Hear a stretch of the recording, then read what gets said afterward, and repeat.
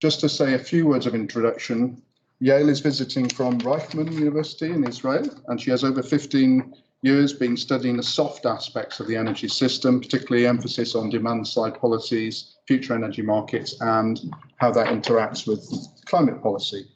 Tina Fawcett will probably be better known to people here in Oxford already. She leads the policy and governance theme within the CRED, Centre for Research on Energy Demand Solutions, based here, or centred here at Oxford.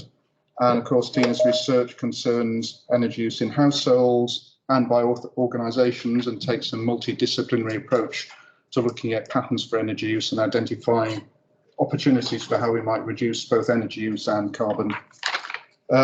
Of course, amongst other projects, Tina's working closely with the Energy Superhub Oxford, which is a demonstrator project based here locally, also trialling local energy systems. And Tina's also closely involved in climate education and outreach activities, including Maths for Planet Earth, which I only found out about today. I don't know why. So I think, without further ado, I'm going to hand over to Tina and Yael and ask them to tell us more about this particular topic. Thank you.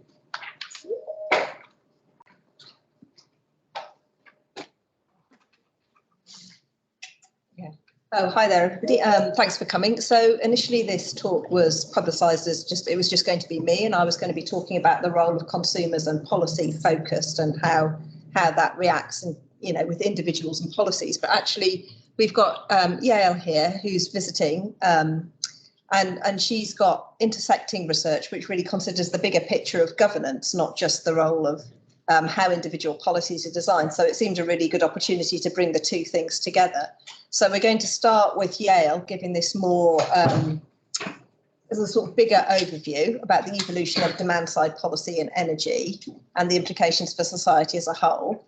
And then there'll be time for sort of clarification questions after her presentation, but we'll keep the main questions to the end. So we're both going to try to speak for no more than 20 minutes, and we'll try and keep it shorter if we can, so there's plenty of time for discussion at the end. And then I'll bring in the thinking that I've been doing, sort of focusing more on individuals, their place in the energy system, and how that interacts with policy design. So hopefully, we think the two things work well together. You can tell us if they don't. And then we'll have time for questions and discussion about both of these topics at the end. So I'm now going to hand over to Yael. Thanks, Tina. Thank you for coming here. Yes, I'm a bit more about myself. I'm a professor for energy and climate policy. I'm the vice dean of the School of Sustainability at the Reichman University, which is a private university in Israel. I have a BSc in biology, and then master and PhD in social sciences, and my PhD is about environmental public policy making. I spent here nearly 7 years at the Environmental Change Institute and the Energy Group, so I was working with Tina for quite a while now. We did a lot of work on personal carbon allowances, and yes, really nice being here. I feel like coming home. So is there a clicker or just all right, keyboard. Okay. So what I'm, as Tina said, I'm looking at the energy system as a system from a very wide perspective, and I'm looking at the changes that this system is going through. We all know that it is transforming from being a very centralized fossil fuel-based energy system, and it's moving towards the end of more decarbonized, decentralized, and digitalized energy system. And I'm asking what, for instance, along this continuum, what happened with demand side? So I'm looking at questions like demand side evolution, and if now I know people are from different backgrounds and different countries, and in each country the energy system is built a bit slightly different. But I think in all systems initially, demand side was merely consumers, captured consumers. So you can buy your electricity from a company or your gas from a company, and if you were not satisfied or not happy with the service, tough luck, you didn't have any alternative. So you really capture a consumer. But then as market liberalized, and it happened in different times in different places, demand side became customers, right? So we are customers, you have options, you can swap from one supplier to another, you have preferences, and the utilities need to to appeal to you and to make sure that you have you receive a good service, you're still quite passive, but you're a customer rather than consumer. So your option in the UK, for instance, was you can swap from one supplier to another supplier. You become a bit more active. But then with technology progress, we have now more microgeneration at home. We have flexibility. We can give to the grid flexibility, energy flexibility in demand response program. Increasingly, we have electric vehicles, so we can change the time of charging. So we're becoming more reactive. And from the grid point of view, we are becoming business partners, right? So instead of me building the utility building new, or supplier building a new power plant, I can use local and distributed resources that are currently at the grid edge as consumers. So the grid is larger now. It has, in the edge, it has more resources. And demand side is now seen as a business partner, meaning that if you charge in off-peak time, you get a discount. So business partner, we share our revenues, and there is a business model that considers us. But the more we're moving to this decentralized system, demand side become more proactive. So if you have enough resources, you can build your microgrid, or you can have your own behind the meter resources, and you actually become a competitor in the capacity market. You can do load defection. You can offer business models to compete with the business models that the utility offers for you. And this changes really dramatically the power relation within the system. And also it causes us to rethink the way we conceptualize the energy system. So for instance, and what I'm going to focus now on this more reactive, proactive continuum. So we think about the demand side distributed energy resources. The edge of the grid, what is there? So to begin with, the thing that we tend to forget, the most important service that demand side provide to the energy system is consumption. We consume energy, and by consuming energy, we actually dictate how the energy system should look like.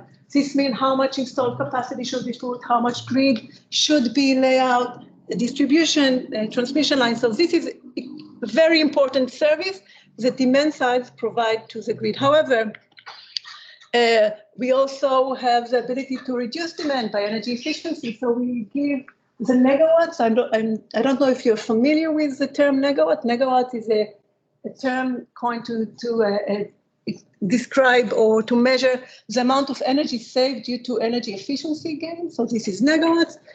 We have microgeneration, PV, or local solar, or local wind. So we can also sell or give the grid megawatts. We can change the time of use, so we have flexibility. This is a FlexiWatts service that we can offer the grid. And increasingly, we have storage capacity, so we have this StoreWatt. And essentially what happened is that consumers that initially gave only consuming services now become a prosumer. And when I say prosumer, it's not only providing new generation to the grid or your PV, it's also providing the entire services at the edge of the grid. So if you think about conceptualizing demand versus supply, the old conceptualization of the energy system, there is supply and demand, provider and recipient. This changes when we have more resources at the edge of the grid. And what this means, we have lots of new technologies, we can do a lot of things. Let's now start to think about new things that were not before existing in the grid, about new actors that entering the system, the business model. So we have a new provider. Now, I'm not sure if I put them in the right place in terms of passive, reactive, proactive, but it's somewhere there. It's toward more the end of proactive and reactive. So we have local communities that can supply energy, and we have municipalities that increasingly becoming more involved and engaged in the energy system as provider of generation, but also as provider of other services. We have small and medium suppliers that initially couldn't be part of the system because it was dominated by large supplier. We have service provider like ESCOs, these energy service companies, companies that sell you energy service rather than the energy itself. We have increasingly have shared electric vehicle fleets, operators, providing services. We have installers of the technology. We have leasers of roofs and landscape, new actors that 10 years ago were not part of the energy system and now increasingly are there. We have EV charging companies that actually sets where you can charge your car and therefore have implication on the distribution network. And we have lots of smart appliances manufacturers. Smart appliances are the way for have a harvesting flexiwatt. We have metering and then a lot of data and AI companies that takes the data and generate new business models, not necessarily related to energy. We have small and medium financing bodies to finance these new resources. And we have increasingly, we'll have more market makers. Okay, so lots of new actors. So think about a company that sells you groceries, but can also sell you kilowatt hours. So the business is not selling you energy. Energy is another benefit for them. They already have database, they already have access to consumers, so they just generate another revenue stream. Or think about a grocery store that have a space to put a battery, big battery, so they lend the space. Again, energy is not part of the business. They're not selling energy, but now they are part of the grid edge, and this changed dramatically the energy landscape. So we have, again, I don't know if you're familiar with the term, but we have positive energy districts, we have grid-connected microgrid, we have maybe peer-to-peer trading, energy island, meaning energy microgrid which are disconnected from the grid, entirely disconnected. We have virtual power plants, which is virtual platforms that aggregate various resources. We have the vehicle to grid, and actually all of these things are here. I mean, we might not have them yet very widely available, and regulation might not allow them yet, but there is no technical challenge to have them. And I'm asking, so we know the old system, we know what were the motivations and what were the drivers of the big companies. We know the interest, and we know how to regulate them. But the core business was supplying energy in good quality or regulated quality. But now when we have this new landscape of energy actors and business models and actors, I'm not sure that energy is a motivation. Actually, I know that energy is not the core business, therefore it's not main motivations. And this, again, we need to think about it in many different ways. Now, another challenge that comes, or another way of thinking about it, is where you want to be. So allegedly, the resources that they grid in increase the resiliency of the system. So if you have more if you have more resources available to the system operator. So we might want to encourage people to sell the electricity that they generate to the grid, the megawatts. We did it when we have feed-in tariffs, then it changed to net metering, but different systems in different places. Demand response is a way to harvest the flexiwatts. And then we are thinking what to do with megawatts, how to encourage megawatts, how to encourage energy efficiency, so maybe subsidies, and storewatts, maybe feed-in tariff for storage or time of use, or this. So this is a reactive, how we make demand side reactive. However, this is not the only option. Increasingly, we don't need the grid anymore. We have smart energy systems. We have roofs that generate electricity. We have storage or cars. We don't need the grid anymore, or we need the grid only for a small amount of energy in winter, for instance, or in the hot summer. And this is a proactive side. So in this continuum between proactive and reactive, I'm asking what is good for society? Okay, so we want resilient energy system. Is it good for society, this DDD, this distributed, digitalized, decentralized, decarbonized energy? Are there benefits for society? In a paper that I published with a Professor Benjamin Sovacool a few years ago, we tried to portray the different market design in consumer era. So we thought it could be peer-to-peer, like on the left-hand side, then microgrid connected to the grid, so microgrids that back up each other. or maybe islanded microgrid, or on the right-hand side is the virtual power plant aggregation, a platform that aggregates the various resources. And it is likely that we'll have all these simultaneously in the grid. But this change in landscapes actually make it quite hard for to govern the grid or to manage the grid from society point of view. For sure, this very distributed energy system is much more complex to regulate because you have to regulate these grocery stores that have storage in the back as well as a supplier. It's much harder to do long-term planning because currently you predict demand, we see the population growth, demand forecast, and then you know how much power plants need to be built. But then if it's very distributed, your ability to manage long-term planning is diminished. It's harder to do the synchronization between the different parts of the system, to control for quality and for service. And these challenges actually requires us to think about what we want to do and ask questions about, again, is it good for society in terms of availability? If the system increase availability of energy, we'll have better availability of energy, or maybe not, but what are the criteria for evaluation? What about the resiliency of the system? How can we evaluate how resilient the system is? And maybe resiliency should not fall, when we talk about resiliency, maybe we shouldn't talk only on the system, but also on society, the resiliency of society rather than the resiliency of the infrastructure, because now the infrastructure is so distributed in so many places. What about the cost? We lose the economy of scale when we move to very distributed systems. So is it really cheaper for a consumer? And what are the environmental consequences of this DDD system? For sure, it is low carbon. I mean, it is very likely to be lower carbon, although we need to. This is an empirical question which needs to be backed with data.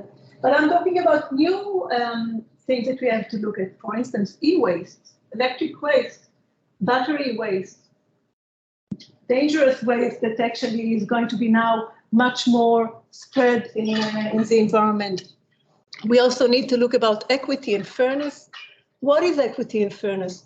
Assuming that I'm living in a microgrid which is entirely zero carbon, or I'm paying very low price for my electricity, but my neighboring microgrid suffered from very bad infrastructure, and therefore they pay very high price for the electricity.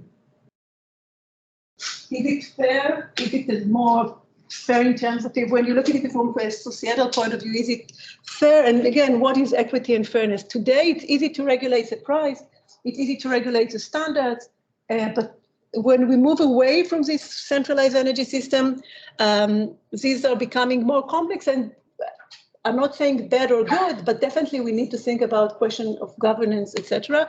I just would like to point out that we also have the nuclear option, which is low carbon, low emissions, a lot of energy, and closer to the centralized fossil fuel-based energy system. So it's not only DDD, there is also other option to reach low carbon. Now, one way which is common to evaluate the sustainability of the energy system, but not only the environmental sustainability, but the sustainability of the system as a whole, is the energy trilemma. The energy trilemma is a way to evaluate the trade-off and indicators of each one of the targets of the energy system. So we want to have energy security, availability all the time. We want to make sure that we have all the energy we need. We want to achieve energy equity. I mean, we want everybody to have access to modern energy, and energy price to be fair. And we want to have environmental sustainability. And the trilemma actually gives measures and indicators to evaluate each of these pillars of the trilemma, and highlights the trade-offs. Often I want cheap electricity, but it will be more polluting. So there are trade-offs between there.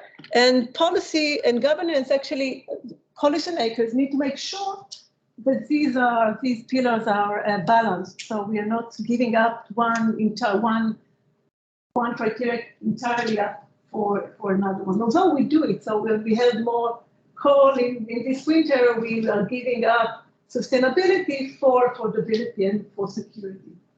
So this energy trilemma is a World Energy Council tree, and it's published every year. And if you write energy trilemma, you can look for your countries, how it ranked compared to other countries, or on each pillar of the trilemma. But my argument is that this trilemma is not suitable for future energy system. So future energy system requires new evaluation criteria. And what I'm doing now with my students is thinking about this new trilemma tree, so 3D evaluation of the sustainability of future energy system. We think it should be society-centered rather than system-centered, because the system is completely diverse. Just for example, we offer, maybe we should look at social and technical resilience rather than energy security, energy equity and fairness, health and environmental sustainability, and in the health and environmental sustainability, not only to focus on carbon, but also on biodiversity and biodiversity loss, at e-waste and waste management. And when we're looking at energy equity and fairness, we should look at the quality of services, how they're spread across geographical locations, not only, so we cannot use anymore a single measurement for quality of services, affordability, energy services poverty. So define energy poverty, but then what are energy services poverty? When we look at the social and technical resilience, it's about the availability of services, about the resilience of the system and society to stand extreme weather events. It's about redundancy in the system and the implication of redundancy for backup in time of need. It's about access, technical access to energy resource, etc. So this is pretty much a work in progress. But again, this just shows is a shift between the old system, and as we move towards this 3D system, we also need new to identify new trade-offs in the new system. What is and then what is need to be balanced, and according to that, we can maybe issue new governance structure, new policies that make sure that everybody has access to good quality of energy services in an affordable price and can enjoy all the benefits that energy, in this case, mostly electricity, brings to society. And this also calls to rethink the role of people, consumers, in this transition to a low carbon energy society, because again, it doesn't look like the system which exists today.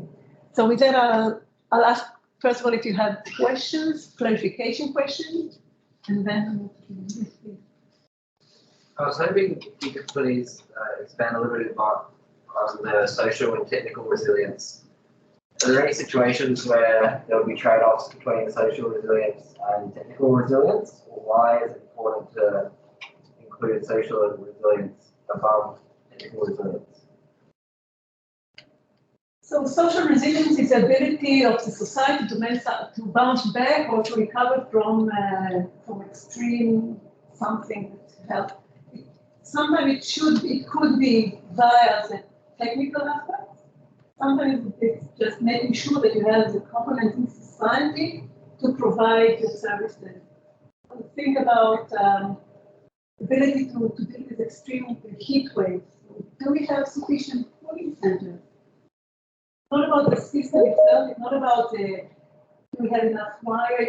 Obviously, supply would be there. We want fuel if we use to, we want the transmission line, distribution line, if we need them, but we also need to have some measures to make sure that people in society are not negatively affected, or negatively affected, but not suffering too much if there is extreme weather event in which the system cannot cope. So, for example, but again, it's very much work in progress, and we need to think about different scenarios and how we make sure that society is also resilient and not only. But please just clarification questions, because I think what you just described sounded to me as a technical resilience. Can you give an example of social resilience? so. Social resilience is having these community centers, cooling community centers for events like Cooling community centers sound like technical. you need to have the space that will be dedicated for. It's not a building that's standard by itself, just waiting for this experiment. You need to have a society that can dedicate or can have a plan to deal with these. Energy is a social technical system, honestly, but it's moving away from. So my point is that currently it's very technical things, energy security, and we need to move towards more and social. Yes, please. Is this model also applicable to supergrids? If there was a supergrid from solar energy farms in North Africa into Europe and Europe traded wind back to North Africa, is this model also transferable? So supergrid are more similar to the centralized grid, but it really depends on the level of distributed resources at the grid edge. Obviously, we'll have a mix of different things. I mean, we'll have some, well, I don't know if we'll have a supergrid. Often it's a decision, are we going to be more distributed, or where do we want to put our resources? And transmission lines are extremely expensive, and maybe it doesn't worth to invest so much in very long transmission lines, and it's better economically to go to the distributed model. But highly centralized and renewable energy systems requires, again, evaluation criteria to make sure that they are sustainable along the pillars of the. Thanks, and Tina.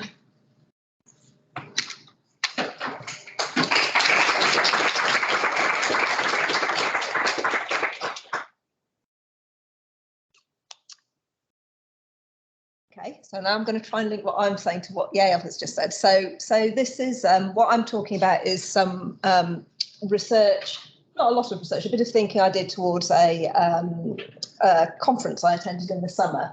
And I was thinking about how individuals are conceptualized in energy policy, particularly focusing on the UK, because I know more about that than any other countries, and really trying to understand how we think about people and how that determines what sort of policies we have, what the theories of change are about how we're going to meet the energy, deliver the energy transition. So that's what I was trying to do. And it's looking at this idea with the idea of sort of picking apart policy a bit more and looking for what opportunities there might be that we're not spotting at the moment. And I did it with a bit of literature review, synthesis, policy analysis, but it's very much work in progress. And I'm very happy to hear your suggestions. And just to the picture here, this is Reading Hydro. And as you can see, it says this energy is by the people for the people. So this would be active citizens, let's say. This is a community funded and developed hydroelectric system on the River Thames. So that is one model of energy. And when I was starting to look at this research, it was about the time that the IPCC Working Group 3 Mitigation of Climate Change report came out. And those of us working on energy demand were quite excited because it was the first time there'd been a chapter in this report that was about demand. So often a lot of the discussion about energy systems still tends to focus on the supply side, although as Yael has shown, we're moving to an era where you just can't do that anymore. It doesn't make any sense. And they sort of looked at, well, what can people do to limit warming to 1.5 degrees C? And they said, well, okay, so people have got different roles. And as probably most of you know, the IPCC, what they do is they bring together sort of what they consider the highest quality research from across the world that's answering questions, and they synthesize it and they come up with where they think we are and what they think we know. And they came up with a set of roles for individuals. And they were talking about climate change rather than just energy systems. But I think, obviously the two are very related. And these were the roles they came up with. They came up with citizens, role models, professionals, rich investors, consumers, particularly the top 10% globally, which is a lot of the UK population, and policymakers. And those were the sort of roles they were focusing on in their report. And there's this very interesting synthesis of the evidence in there. And I think consumers are where a lot of energy demand policy has focused on. It hasn't really, well, not only, but it has focused a lot on people as consumers. Another interesting document, this is developed quite recently, so I probably should have said this, our branding with CREDS, this centre that Robin mentioned briefly. It's a sort of research collaboration of about 25 UK universities. As a 5-year programme, and we're in our last 6 months now, and we have an equality, diversity and inclusion officer, and she's developed an inclusive language guide which she recently launched. And one of the things she included in there was she said even though I'm a person who's got a full and happy life, I do engage with energy Twitter. And she looked at how people in energy Twitter, what words they're using about individuals and what sort of definitions underlie them. And these are the ones that she came up with in the list. So she's got consumer, prosumer, households, citizens, actors, residents, and then for research papers, we're talking about respondents, participants, interviewees. And in the paper, in this document, she just talks about what sort of definitions and when you might want to use certain sorts of words, and if there are any sensitivities, or just what to be careful about, if, you know, not to use words in an unthinking way, which is the whole point of this language guide.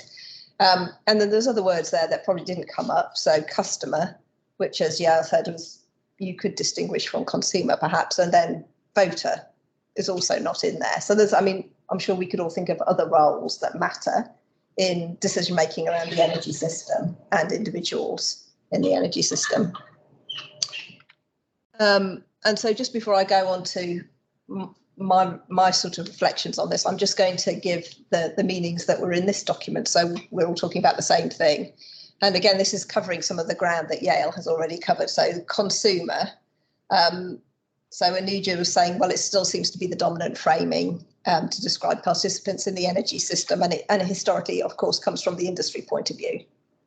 And there are two distinct senses, and one is a user, obviously, and the other is a participant with some economic value or potential agency, which is a bit different. And then another one that I've picked out is citizen. And again, she was saying, well, that's often used in the context of community energy. So like our little Reading hydro scheme that we've just seen, such a small scale local project. And it tends to be interpreted as seeing people as less passive. And there can be a tendency to view citizen as a stakeholder or co-owner motivated by non-market values. So they're somewhat different ideas of people. So I'm now going to contrast a bit between consumers, what sort of policy, how policy focuses on consumers, and if we wanted to look beyond consumers, why might we want to do that, and where might it take us? So a lot of the research we've done here as an energy team has focused on energy efficiency. It's a very good way of saving energy, obviously. And the energy efficiency policies come in a variety of types, and they tend to be based on economic and psychological perspectives of individuals. And so they can be things like you can provide information. So the picture here is a European energy label about an oven, and it's telling you that this is an A+ oven, so that's at the more efficient end of ovens. And the theory of change there is that if you provide salient information at the point of purchase, it can influence purchase and people will buy more efficient products. And there's plenty of evidence to show that has indeed happened. And the energy efficiency of appliances across Europe has got a lot better as a result of this, and aligns, and also a lot of other very important policies, particularly minimum efficiency standards. So it's not the labels alone, but there's a history of success with policy packages on energy efficiency, certainly in some sectors. And so there's lots of different types of policies, grants, loans, obligations on energy companies, information advice, taxation. And these are all mostly focused around either information or economic type theories of change. And if we look at the UK government, well, what do they think about? Now, obviously, the government has lots of different bits of policy, and I'm not saying they've got one consistent view of how individuals are engaged in energy, right? But this is their view about people as purchasers of energy, rather than people as purchasers of fridges, let's say. So this is people as purchasers of energy. And what they want to see is they want to see people getting more engaged with the energy market. So this is people as customers, right? They want people to change, and they want them to change from just sticking with the same energy provider, going up this little diagram here, going up to choosing a tariff, to choose a smart energy tariff, and then smart energy tariff with low energy technology. So then they're looking a bit more like prosumers. So they've got some PV on their roof, or they've got an electric vehicle and battery and so on. And that's what they'd like. But, there have been failures of this. So to try to disengage people with choosing providers in the energy market hasn't really worked. That's why we've got an energy price cap in the UK, and it's now being repurposed at a time of high prices to provide a sort of safety net. But it was originally there to stop people who didn't want to shift energy providers being overcharged, because the market wasn't working, in the sense that people didn't bother engaging with it and therefore got overcharged. And gosh, this seems a long time ago now. So this was December 2021. And at that point, with the energy price markets going up, the big focus in British policy was, oh dear, all these energy companies are going out of business. And the Citizens Advice wrote a report about it. And they worried about the cost of energy failures that are passed on to all other energy customers in the system. And that was £2.6 billion, which seemed like a lot of money then. But now we're talking about £65 billion a year to do price support for the energy system. So it seems like, but the analysis about that led to calls for the regulator to go beyond consumers and economics focus, saying by only focusing on people as consumers, you have ended up with a market that has failed and has ended up costing people a lot more money in the end. That was their claim. So is the focus on people as consumers preventing some policy initiatives? Again, recently there's been a lot of headlines about people saying, why don't we have an energy saving campaign or an energy advice campaign? That'd be a good idea. And the government saying, no, we can't. Now, I mean, I think actually the reason they're not doing that is that, they're being idiots. It's not because they've got this sort of, people can only be consumers, but that might slightly inform. And clearly they've got a particular ideology, this government. And, a lot of conservatives are telling them they're making a mistake. So this is not me bashing the conservatives. This is, this particular government seems to be making some quite odd decisions about what's acceptable in terms of trying to influence people in the way they behave. So why might we want to move beyond thinking about people as consumers? Well, I think one is new technology adoption and use. So, Yael's talked about the way that the system's changing. So that's a reason. And then if we think about it at the level of the individual household, even if it's just in terms of heating systems. So in the UK, 85% of households use natural gas for heating. That has been banned from new houses and not allowed to connect to natural gas from 2025. And from, I think, 2035, no, you won't be able to sell a gas boiler anymore. Okay, so we've been told that, and there'll be similar targets for all other buildings. So there's going to be this huge change. You can't do that through minimum energy efficiency standards that nobody really notices. Everybody's going to have to invest their capital and understand how to use these somewhat different heating systems. You can't do that with stealth policies in the background, which quite a lot of people have no idea that fridges use half as much energy as they used to because of minimum energy efficiency standards. It hasn't been particularly visible to the public, and in a way it doesn't matter because it's worked and it hasn't cost, saved people money. Similarly, we've got a big switch to electric vehicles, which we know are quite different in some ways from conventional vehicles. So if these changes are going to happen, people have got to be willing and able for them to happen. We could think about politics and legitimacy. Obviously there are different arguments to make here, but I think there's a picture here of some of the sort of Extinction Rebellion, Red Rebellion people in Oxford when there was a big sort of public march last year. you know, the idea that we can have a just transition without engaging people, without talking about values, without people being involved in it, just it doesn't seem plausible to me or to many other people. And if we are going to engage those sort of broader understandings of people and their values, then we need to do that openly.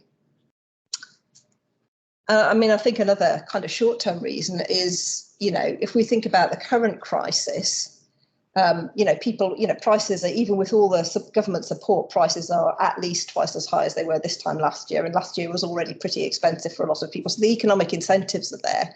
But actually, you want people to save energy partly so that we are, you know, I mean, for their own good, but also so that the system doesn't run out of energy, you know, given the geopolitics of what's going on at the moment. And other European countries are doing this. So the EU has asked all its member states to try and reduce their energy demand by 15%. We're about to get, I think the National Grid is looking at paying people for not using energy at peak times in November. So there's things happening where the motivation is about thinking, some of the motivation is about thinking beyond yourself and what's good for society and what's good for other people. It's not just, well, what's going to save me money. So I then tried to think, okay, so what does this mean in terms of policy? So I've sort of drawn classic 2x2 grid that you have to have in every presentation. And I've done the sort of vertical is active to passive. And across the bottom, across the horizontal one is from individuals as economic agents to individuals with multiple values and multiple roles. And essentially there, I'm trying to think about what are the theories of change? What makes people change? How do we understand them? And therefore, what sort of policy levers are you going to use? And then I've also tried to put these other words we've been using on the same graph. And the graph wasn't really designed with these words in mind, but I think it kind of works. So we've got consumers who could be somewhat active, but I suppose I've mostly been talking about them as more passive. And they're really thinking about people in their economic role there. Then we've got citizens at the other side. There we're thinking about people with multiple roles and multiple sets of values, multiple things that they might be interested in all the aspects of the energy trilemma. And they're certainly active. So they're just in the pink quadrant. And then prosumers, well, they could be anywhere really, from economic agents to multiple values, but they're certainly active. So they're in the top half of the graph. And then on this graph, I've sort of tried to put down different policies. So I've got things like minimum standards. I've put that as passive because actually individuals don't have to engage with that.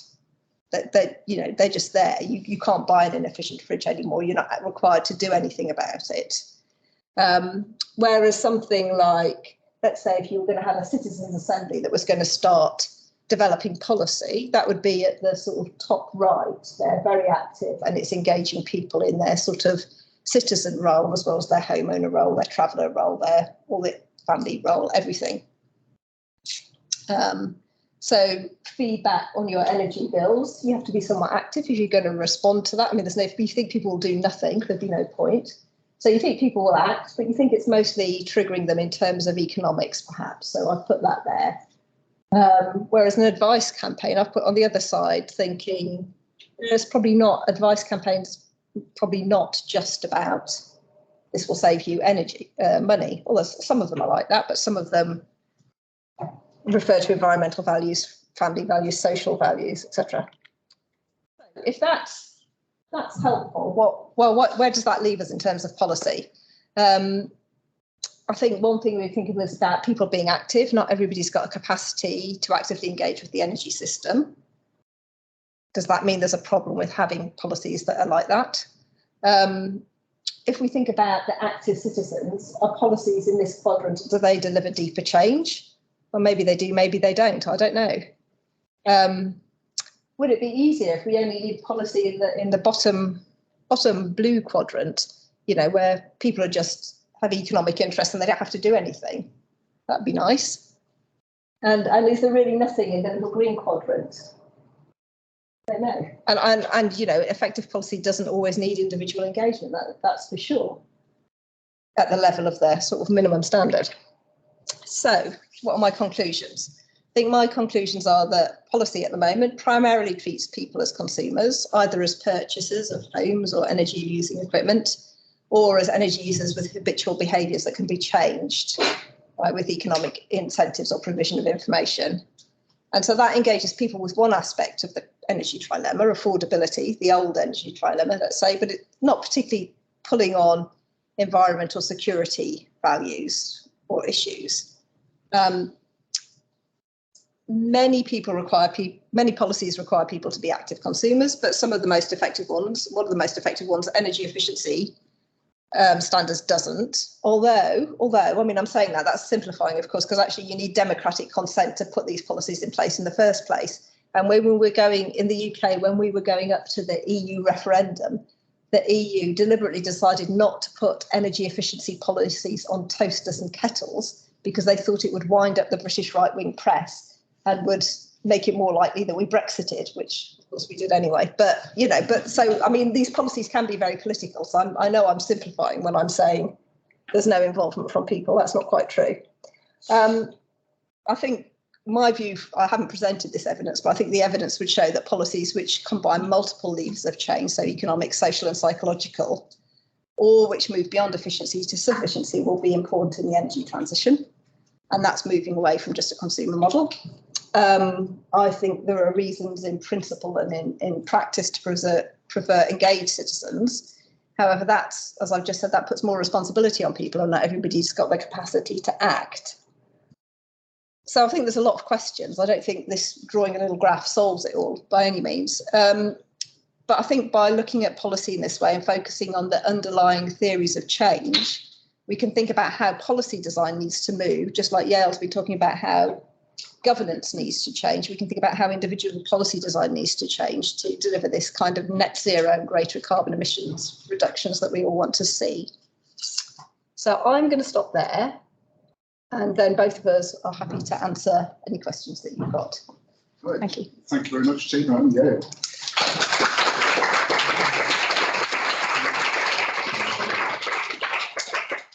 Just a couple of quick observations. There's no campaign about reducing energy demand, but there's still a smart meter campaign out there, isn't there, which is telling everyone the virtues of using a smart meter. So there's still money being spent in the energy space. I just wanted to ask you a quick question about the chronic danger associated with climate change, climate forcing because of the energy system versus the acute question, which was we are facing gas shortage and energy bill spikes now. Do people respond better to short, sharp messages than something that's a systemic problem? No, whether short messages given this, not yet, I think.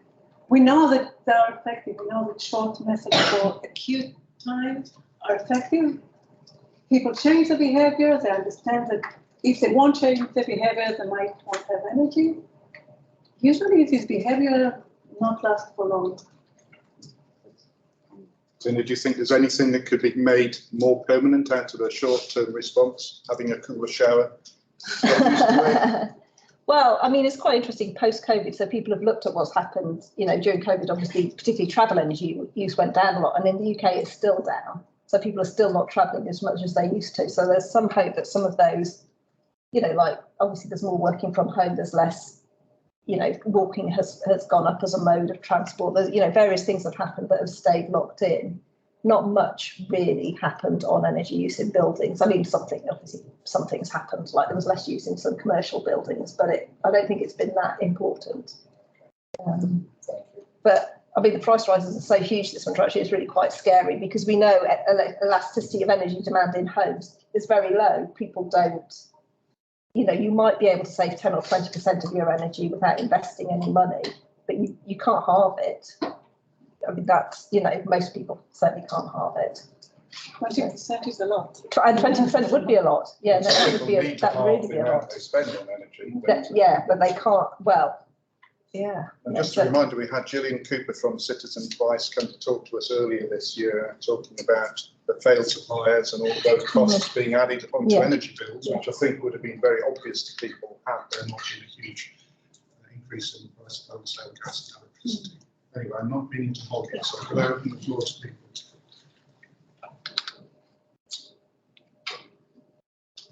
Could you talk a little bit more about how these passive and economically oriented policy measures can encourage decentralized energy grids and just decentralized energy in general? Those make the bottom left quadrant influence things, like in terms of decentralized energy production. The subsidies and carbon tax? Yeah, like is there any kind of relationship between those two? Like, is there something that policymakers can do now that is targeting, like an economic policy that targets passive consumers to encourage them to like participate in this decentralized energy? Feed-in tariffs were so very generous feed-in tariffs encourage people to install solar PV on the roof, and it's happening in many countries. Yeah. Yeah, just when I think of those tariffs, oftentimes like they target wealthier households because they're the ones who are able to afford them in the first place, and like they're not fully subsidized. So I'm wondering if there's specific economic policies that are passive that like would be able to target larger portions of the population. I mean, well, is it an economic policy? I mean, there has been a requirement on energy companies to save energy at the customer end, and they have done that by subsidising measures that go into households. So to some extent, you could say in that case, the householders are relatively passive. They have to say yes to the energy company installing loft insulation or draft proofing or cavity wall insulation or whatever. And in the UK, between about 2008 and 2012, we had millions of measures going into millions of households. So, I mean, that was a very powerful scheme, and it's part of the reason energy use in residential buildings in the UK went down. So there was that scheme where, you know, householders were somewhat involved, but most of the money and most of the action came from the energy company end. Are you thinking of things like block tariff or social I'm just tariff? wondering, there's like any different policy measures. Yeah, it's a good question. I think the flexibility is cheaper than microgeneration. You are right. There is the upfront cost of installing PV is high, but then if you can lend your flexibility, like time of use tariff, it is a resource. It's relatively cheap to install. You might need a smart meter, or you might need smart appliance. There are companies that do this in the United States that use your flexibility, and yes, this is economic incentives that definitely pushes consumer to be more active. Even if they're passively active, it might be automated, so it doesn't require any action from them, but it is their resources that are brought to the grid. Can I ask a follow-up question then about that? This question of agency and control. Because if you say someone is going to control your washing machine, then that's a front page headline in the Daily Mail newspaper. If you give agency to something in your home but allow a mechanism of response rather than control, so how do you frame it so that the technical capability exists, but the control is something that still feels comfortable to the consumer? Can I answer that? Yeah, go for it. Yeah. So I was working on flexibility of demand and smart appliances. So to begin with, you cannot control remotely washing machine because it's digital, and when you shut it down, it doesn't go to the same place. So this is usually say, no, it's not washing machine, it's not dishwashers, although these are the thing that we usually think of. It's usually thermal comfort, so changing the thermostat, and it will be load which dimming the lights or shedding some, but it won't be. I mean, when you think about the household, most of the energy is used for heating. Energy as a space, water or cooling, and there is some storage of cooling, and so it's something that you can. It's more easy to play with, and most of the demand response programs around the world are with thermal comfort, so they change the thermostat.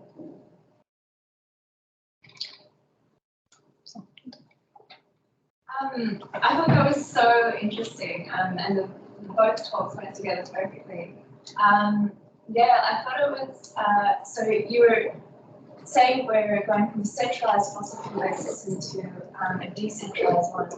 So I thought it would be really interesting to look at the context of energy policy. So in the 1980s, we had the development of new public management, which we saw that with Margaret Thatcher here. So everything with public service was quite centralized with government. And then in order to make things more efficient and with the aim of driving down price, things started to be decentralized. And so the public services where fossil fuel companies came into the market were seen as a decentralized basis. So it's very interesting that it kind of seems like another, now it's entering another phase of another push to decentralization. And I wonder, looking back at kind of the new public management central tenets, which is to move away from seeing individuals as citizens to consumers, then you kind of, and you get the same kind of aims like trying to increase efficiency, drive down cost, which it didn't achieve because the market didn't work, the regulation of the energy didn't work. So I wonder, would you run the risk of getting the same problems with pushing it further into the decentralized, market-based system like that? Not very well formulated. Yeah. Yeah. Well, I mean, I suppose in the 80s, I mean, it was kind of liberalised at first, wasn't it? So it was decentralised. It might be decentralised in terms of ownership, but in terms, I suppose, of the physical assets that were creating electricity, it was still pretty centralised because it was still, you were still talking about a limited number of large power stations, albeit they're now, you know, they're being split up into different companies. Yeah, decentralised from the government. Yeah, from the government. So the government doesn't own it anymore. Yeah, and we're now in a situation where the government's paying half our energy bills. So we've gone from sort of no fossil fuel subsidies to massive fossil fuel subsidies, right? So, I mean, funny things are happening at the moment, you know, which not least is one of the reasons why the government should spend a lot of money on an energy saving campaign, because it's going to save the government a huge amount of, you know, even if only a few people respond, it's going to save them a lot of money on subsidising energy use. But sorry, I'm wandering off the point now. Not them, it saves us. Well, us, but them, us. I mean, they're temporarily having our money to spend on us. Yeah. I mean, I think, yeah, you know, that the reason we've got, you know, this price cap mechanism in the UK, as you reflected and as I was saying, is because of the failure of market creation to, you know, people weren't behaved like they were meant to be behaving, as if they were always going to minimise their cost and play in the market and therefore get lower prices. And that didn't happen because there was the wrong model of some human beings. And I suppose, I mean, that's what Yael was sort of saying, this risk of, well, do we know that this is actually going to be better?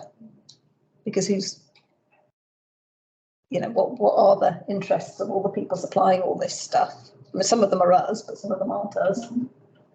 I mean, have you got a view on that? Well, I mean, it's interesting to look at, because there's so much reliance on technology and making the consumer I believe the word was the competitor as well, the business partner and then the competitor. And you can look at companies that have developed like Uber and other things like that that really enable citizens to become the business partner and the competitor. And they've been swamped with ethical problems, you know, in terms of affordability and treatment. So it's really, is it the citizen who is the business partner, or is it a company that kind of reaches out to the citizen? So it depends very much how it manifests and the regulation. Can I pick up on that with an online question, which is about the role of influencers? I think a lot of people are very keen to share their advice, but they're not often well informed about what that advice looks like. So what are the alternatives to celebrity peers and so on, which is the most effective way of getting concrete and useful advice? Because I think there was evidence this week of the BBC showing how you could dry clothes in a cold room and so on, and already some warning bells sounding. So it's the trusted source versus the influencer, and how do we get positive messages? Well, I mean, you know, in a sensible country, you'd have you know, a proper, you know, energy. Well, we do have an energy savings agency here, sort of, an energy savings trust, and they used to be more funded, and they used to do big information and advice campaigns. And you know what we know about, you know, so you'd want a central trusted source like that, and lots of countries do have that. They have sort of national energy agencies that will provide high quality advice that's checked, that then will be spread out through the local agencies or however it's delivered. So can I just ask where you think simple energy advice fits in that space at the moment? Is it yet able to fulfill that function? I think that we learned that most young people look for advice not in Google but in TikTok. So nobody, I don't see anyone go to the energy saving trust to look for advice. So no, I mean it is really using other mechanisms, other means that are widely available to you. And maybe you need this influencer And this is Daniel who's asking the question online because he recognises that influencers have a lot of influence. Yeah, hopefully they're giving good advice. Yeah, well, I mean, who's the main influencer on this at the moment for middle-aged people is probably what's his name? Martin Lewis, this energy saving expert who's doing a lot of, I mean, some of it's not quite right, but he's doing a lot of reasonably good quality advice. I mean, there are lots of sources, so that there are sort of sets of local agencies who do, you know, who actually do advice, as in personal advice, going into people's homes, often for sort of people in fuel poverty. So there are sort of qualifications you can get in energy savings advice, and there is a sort of network and a system out there to deliver high quality advice to people. It's just not that well funded. It's been sort of defunded largely, not so much in Scotland and some other countries, but you know, we know what sorts of advice work, and we know how to train people up to give reasonably good quality advice. It's just, you know, somebody's got to pay for it.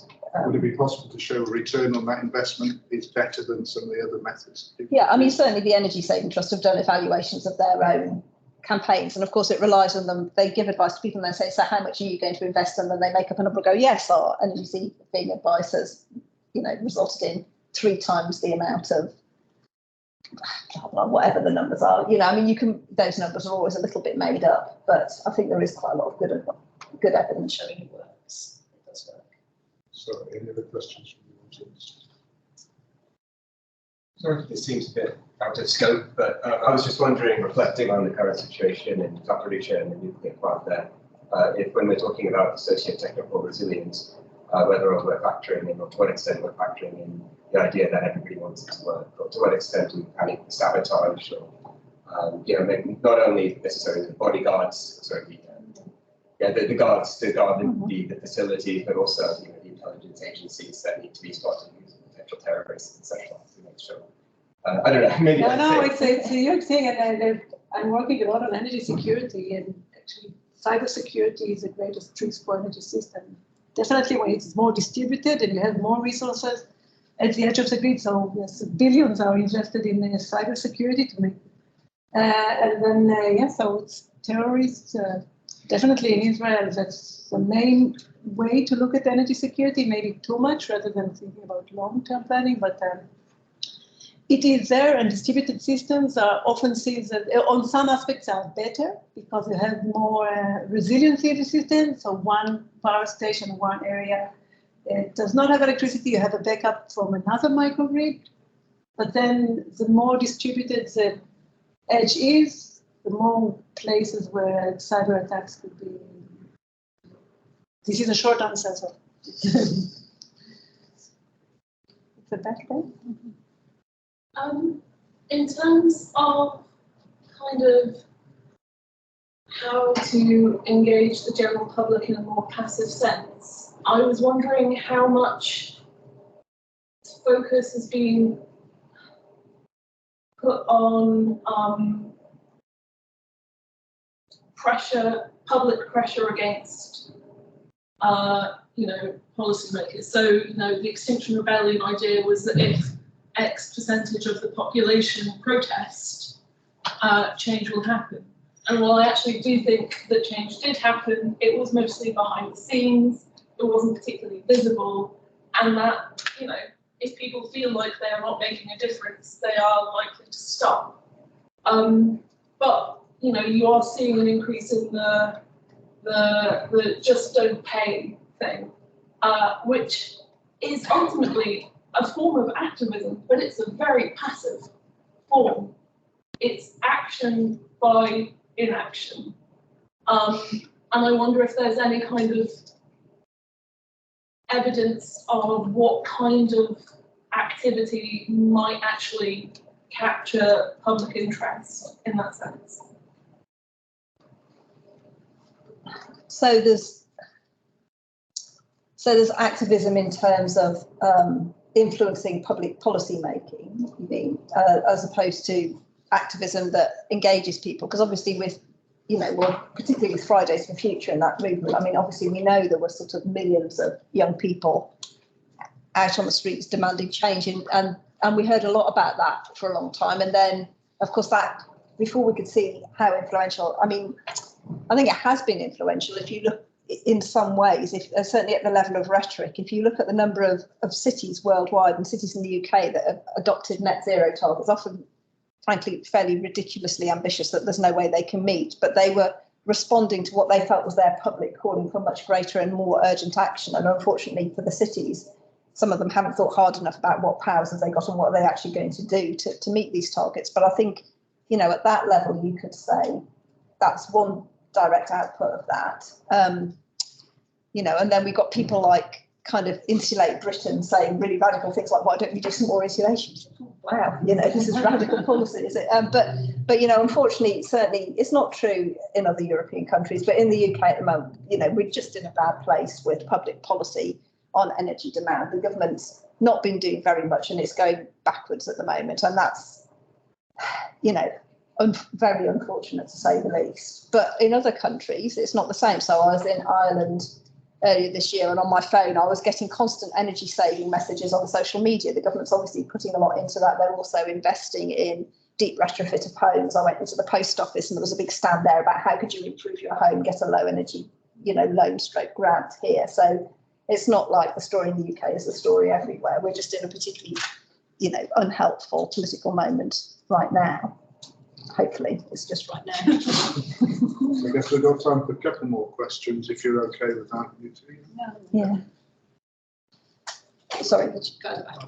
So to what extent do we have evidence that this prosumer trend is not just something we want, but that most citizens are also willing to adopt? Because the latest papers that I read on kind of demand response management and different forms of nudging or energy monitors show that, you know, people find it exciting in the beginning and then sort of enthusiasm drops off relatively quickly after a couple months. And maybe you manage, what was it, something like between 3 and 5% of energy savings, but not that much more. So is this like a nice fantasy that we have about prosumers, or is this a clear trend that we see in the data? No, it's definitely not. It's a real thing that happens, but it's not about giving people notification now, do that.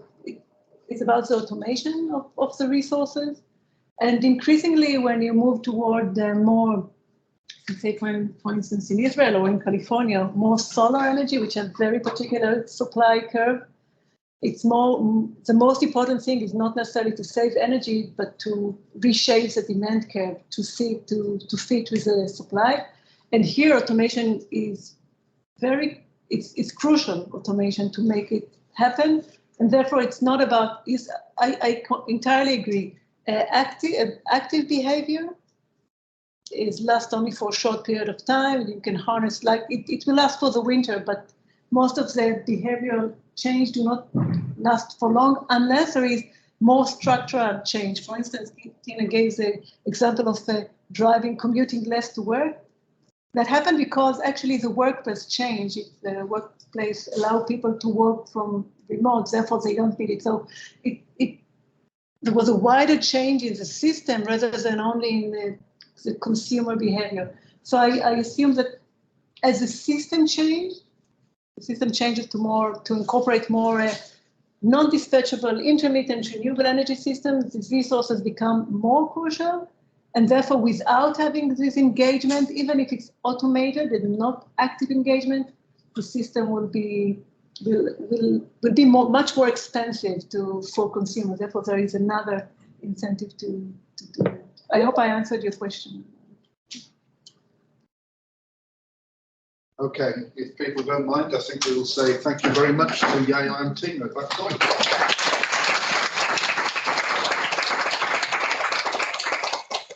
Just a quick message to people. You know, Tina is the module teacher on policy and governance in the energy systems MSc, which gives me my link to next week's talk. And we have 2 alumni from the MSc in energy systems. One, Ziad Chouar, now at Aurora Energy Research, talking about EV and vehicle to grid markets, and Eflam Geigen, who works at ENGIE, who will be speaking about renewable microgrids. So I hope you can make it then. Thank you very much indeed, and have a good evening.